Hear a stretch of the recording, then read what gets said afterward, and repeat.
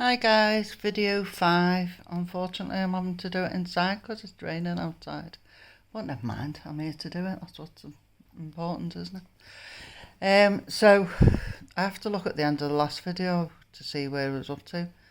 Seems like a lifetime to fit into a few videos, but it's only the important bits I'm trying to get in.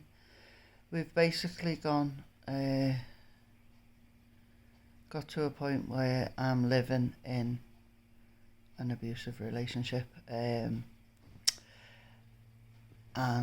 it's as horrified as I am, it's starting to become the norm.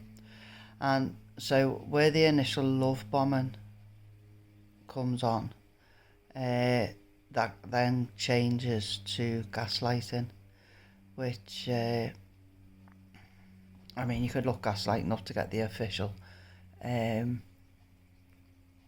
definition of it, but for me, I know what I lived, and so for gaslighting, for me, it was forever putting you down to make you think that you said or did something that you didn't do, totally and utterly never taking the blame for themselves and always blaming you. Everything was my fault, everything, and literally everything was my fault. No matter what happened, he could turn it around to somehow make it be my fault or I've been the cause of it. He'd change facts of situations willy-nilly as he came, as he saw fit, so that it didn't happen the way I saw it or the way I thought it or the way I perceived it. He would totally and utterly lie about the way things happened or things he'd said or hadn't said, or it basically leaves you in a position where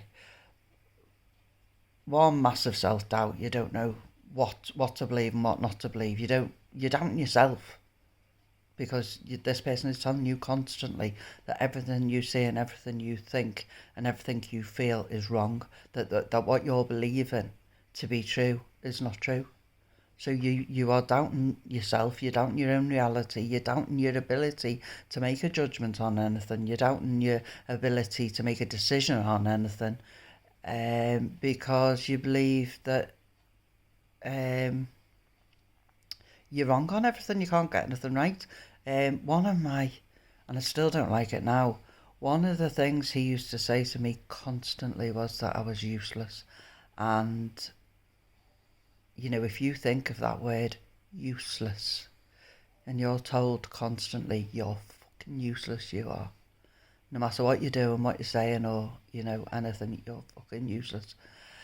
You know, these people, they tell you things constantly over and over and over again. And when you're told something that often, you ask anybody who's been told something over and over again, whether it's true or not, that you do start to believe it. You do start to believe it. And then you don't just start to believe it, you believe it. And it becomes part of your norm. And it's how you think you are. You really truly believe that that's the way you are because you're living with somebody with very little contact with the outside world or anybody else. So your main influence is that person, whether it be man, woman, parent, you know, whoever it is, and they are constantly telling you that you are something. You know, your mind's going to believe it. What we tell our own minds, we believe. So if you've got somebody constantly telling you, so you don't know what your own mind thinks, you question in your own mind constantly because you're being told that it's wrong and you're seeing it wrong and you're thinking it wrong and you're looking at it wrong and what you're doing is wrong and your actions are wrong and your reactions are wrong. You know, nobody can live like that and not be damaged somehow. You can't. So that's the way my life's going now. So when I said that I ended up being a shell, or feeling like I was a shell, that there was nothing inside me anymore. There was nothing of use of me anymore.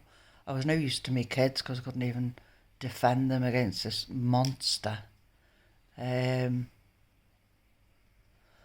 couldn't defend myself against this monster. I cut all ties with my family, so, you know, they might as well have lived in Italy for all I knew. You know, I needed a passport to get near them, you know.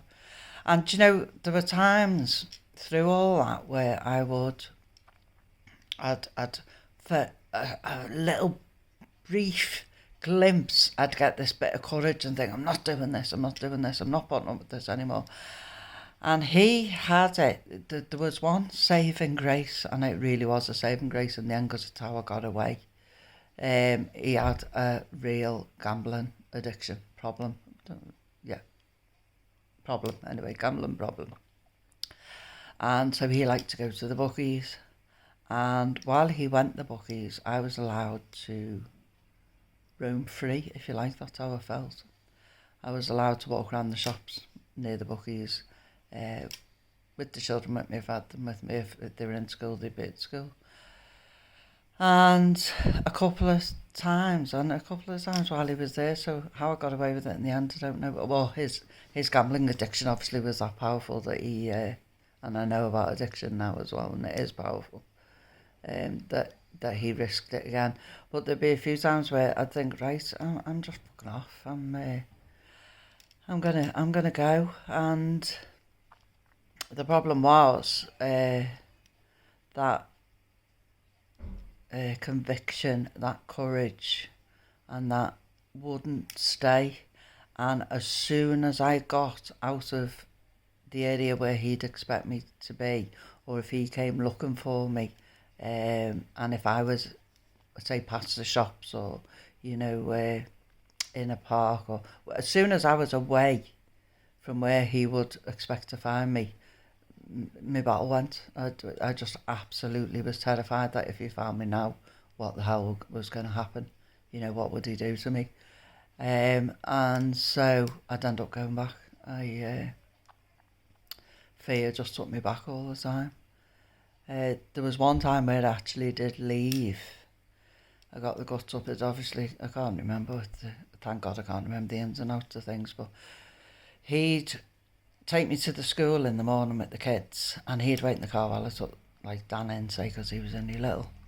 And this one day, Dan wasn't even at school, I don't think. I must have Dan with me. Well, yeah, maybe Dan was at school.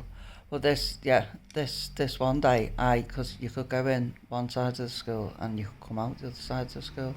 What I did was, and even now thinking about it, my heart's going a bit, thinking that I was brave to do it. How nuts is that? I went in, took the kids to school, and I came out the other side, and I got on the bus.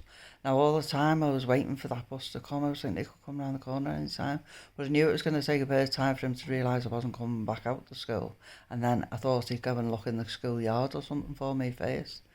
And at that time, I actually went to my best friend's. And she didn't know the ins and outs of things that were going on. They just knocked. She knew she hadn't seen me, and she kind of probably knew why. But who could understand that sort of behaviour? Anyway, she let me in, and we were just talking about things, and I was saying I was going to leave him. Anyway, the next thing is he comes knocking on her door, hammering the door down, and I said to her, don't open it.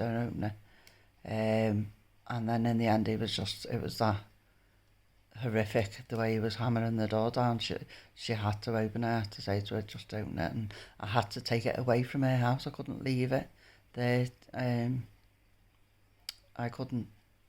There was nothing I could do. I didn't feel there was anything I could do. He'd always threatened me, family, and other people around me, and people he knew I loved and that, and so I couldn't just let that happen, and I ended up going back with him there. There was a time I actually left him and I went down to London to stay at my sister's because he wouldn't know where I was, basically. He couldn't find me, couldn't get to me quickly. And within a few days of being there, they were at work, and just the fear gripped me again of being on my own and not coping and not being able to all the things that he'd told me I couldn't do, or I wouldn't be, or I wouldn't be able to manage or cope with, just filled my head. And I believed it all over again. I thought the only way, and nobody was ever going to love me the way he did, and I'd never find anyone who cared about me enough the way he did, and all this sort of stuff, and I rang him and I went home. I didn't even tell my sister I was going. It was horrendous. My brother-in-law, I just went and left them some note. And I did that a few times before I actually finally got to leave him. And I think they say, I'm not sure how many times, but it's quite a lot of times that it takes a lot of courage to leave an abuser. And I can say from my point of view that the biggest reason that they go back is fear. And not just fear of them and the threats that they've made, fear of believing what they've told you about you. You're in no mental state to fight anything. I think, like many things, like with addiction and stuff, you need to get to a rock bottom, I think, where there's just nowhere else to go and nothing else you can do, and you need to just get to a point where I can't go back. I just cannot go back. And what's weird is when I did actually do it the last time, I can remember people saying to me, well, if you're going to do it, just go back, then okay, but just don't make us think you're going to stay around and stuff. And because it was hurting my mum and hurting my family and my siblings and stuff, and but they just didn't understand it. Of course, you can't really understand it unless you go through it. Anyway, I actually didn't reply to that because I knew myself. I didn't say anything. I didn't feel like I needed to convince them. What I needed to do was show them in my actions that this time was different. There was no point in saying, no, I'm not going to do this time, because I did it all before. I knew in my heart and soul this time that I was going to do it. But that was a long way off as of yet. I was actually with him for 7+ years, going through all this, and I must have left 4 or 5 times, and I believe that's actually not a lot compared to what it takes some abused people to get away from their abusers. And yet massively it was fear for me. Threats, fear of violence, fear of things being told to people that had hurt them, that they didn't need to know, or were lies, or just things to hurt, left, right and centre, any way they can think of. I mean, he used to threaten to shoot me, that he'd find me and he'd shoot me and he'd shoot me family, and I believed it. If I think about it now, and John decided to say he was going to shoot me and shoot me family, I can't think that I believe it, but he'd got me over years to such a low ebb that I believed he'd do anything. I truly believed he would do anything, and maybe he would have. There's something that, and I'm not going to share it on here, but it's something horrendous that I don't know the truth of, so I can't say anything. But I don't know. It may be people who are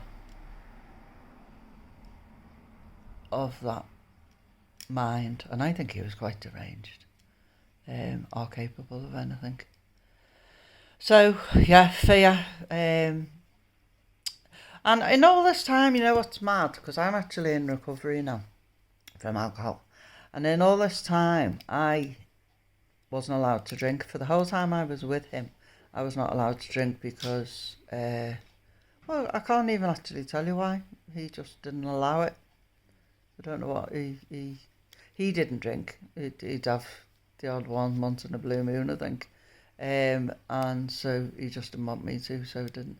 And so for 7 years I was actually sober, in the non-alcohol drinking alcohol sense of the word,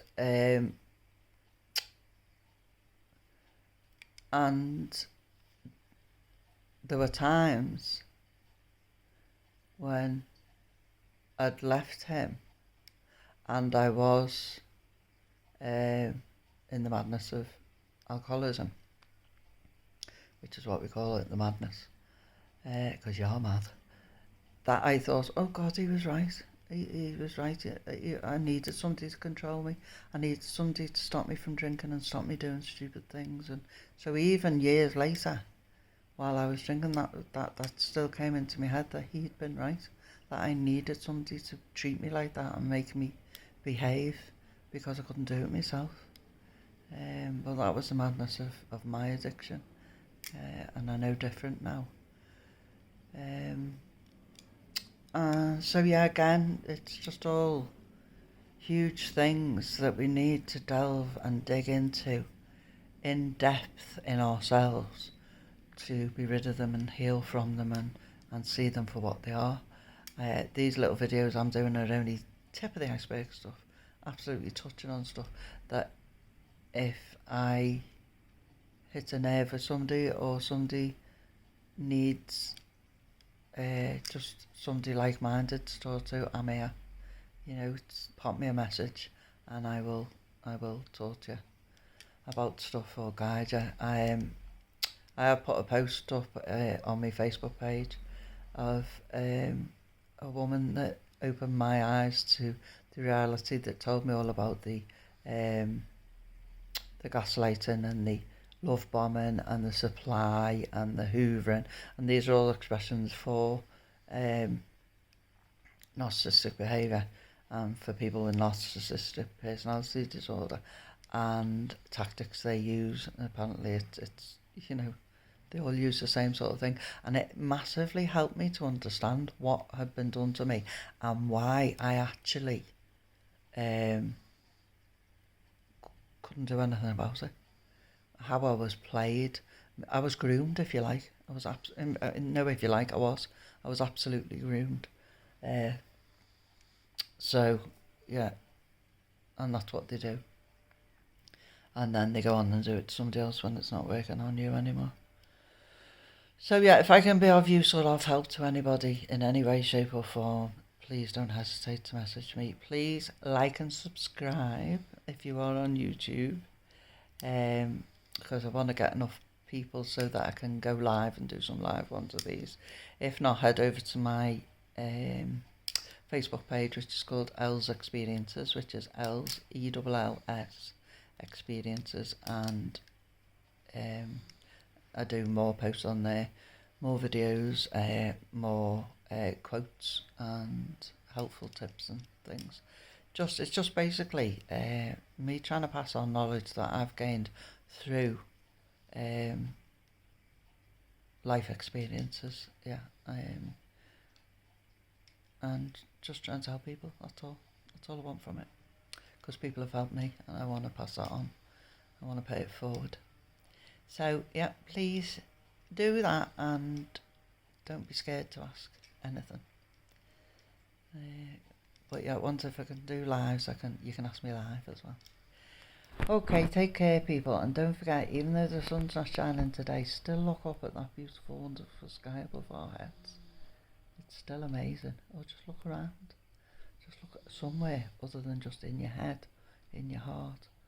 Look out there. There's beauty all around us. Bye, folks. Have a lovely day.